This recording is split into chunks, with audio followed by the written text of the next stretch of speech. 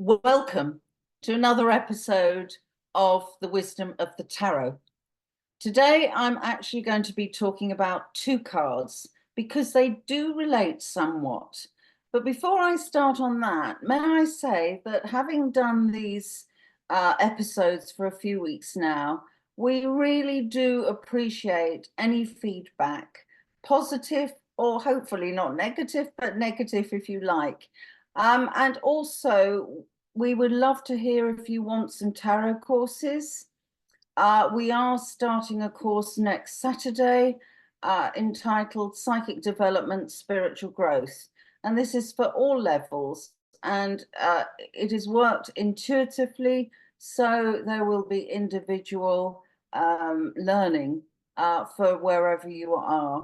So that starts on the 12th of October, which is 5 o'clock UK time. So do let us know if you want to join that. So today we are first of all looking at the Wheel of Fortune. Now, I'll say something about this card generally, and generally it applies to all the cards. A lot of the cards have symbols, icons, pictures, colors, and they do, of course, have meanings. But I really feel it's important that when you meditate on a card, that you allow your meditation to take you to whatever it takes you on that card. And sometimes it might be just a very small thing of the picture that you home in that is relevant to you. Now, on this card, first of all, let's just say last week we did the Hermit, and the Hermit is quite an insular part of your growth. But the Wheel of Fortune is turning, and actually it is always turning. But when you might pick this card, it might be that, yes, there are changes, and this card is definitely about changes. It might mean that you need to make changes.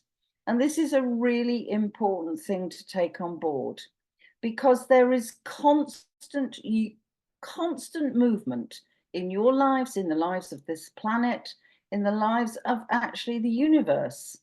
And actually, our Earth travels around the sun at 67,000 miles per hour. And the solar system is traveling through space at 448,000 miles an hour. So there is movement all the time. And the thing is, people often try to keep still. They try to make things permanent. And this card is telling us there is no permanence. There is constant movement. I often relate this to water. If water is still and it becomes stagnant, and then it becomes diseased. And that's the same in one's life. If there is stagnancy, eventually there is dis-ease, and that dis-ease pushes you to make changes, or changes come to you if you're not listening. So this is definitely a card of movement. Now, just to say a little thing about the images here, at the top of the wheel we have, of course, the Sphinx. On the right hand side we have the Erebus, which is the guide for the soul, from the soul to death. And then we have Set, the devil. But I don't think that that is something you have to worry too much about. The four images on the four corners, broadly speaking, relate to the four seasons. So this is a card that is saying, yes, there is movement. And generally, most movement is good movement. But stagnancy certainly is not profitable for you. So it's like, embrace that change, whatever that is.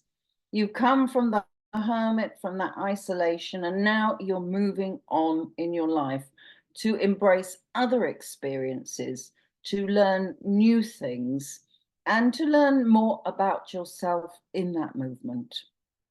So generally speaking, the wheel is a positive card for you.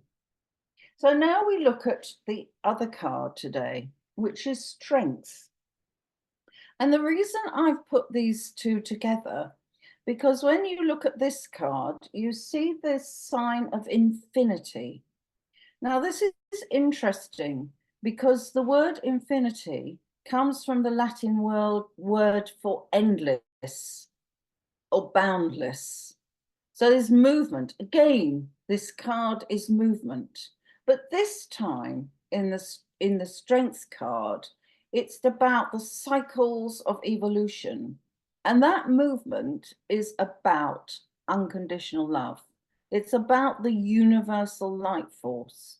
And as we see in this card, this figure here has their hand in the mouth of what might be a very dangerous creature. But she or he has no fear. Now, this is a really important stage in your progress because you've done a lot of work, you've moved on, and you have eradicated some of your fears. So if you pull this card, it is telling you that.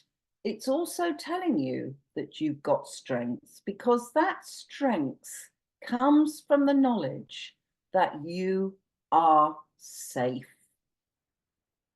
And this is something I often say to students. Don't you realize you are safe?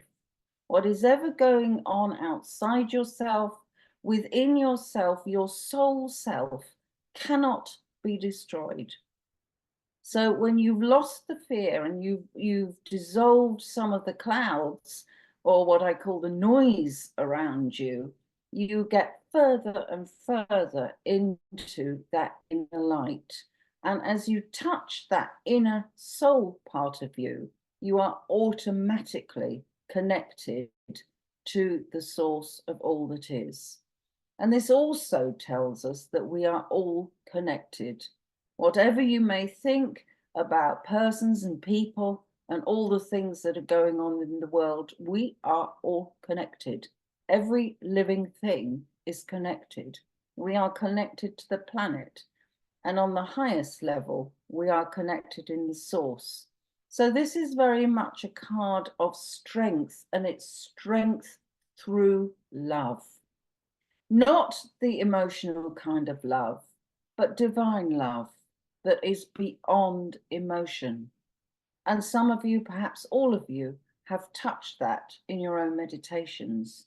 You know it exists, but you let it go sometimes in all the hustle bustle of everyday life. So this is reminding you that you have this inner strength, and it will see you through. And of course, ultimately, it means you are perfectly safe. Go well.